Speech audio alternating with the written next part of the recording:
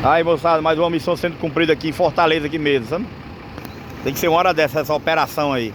Eu, o rapaz do Muca aí, o Euclides aí. Meu amigo, as placas vêm passando 1 metro e tanto pra cada lado. Olha ali, tá vendo? De acordo com a patola ali, tá vendo? A gente que faz frete, a gente... É porque essa operação é à noite, né? Entendeu? Olha aí, olha o tanto ali, ó. Tá vendo?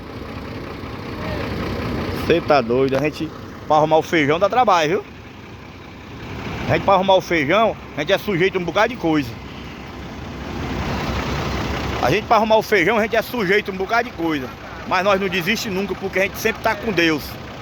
Quem tem fé em Deus tem tudo. Entendeu? Também é pertinho, só 2 km só, sabe?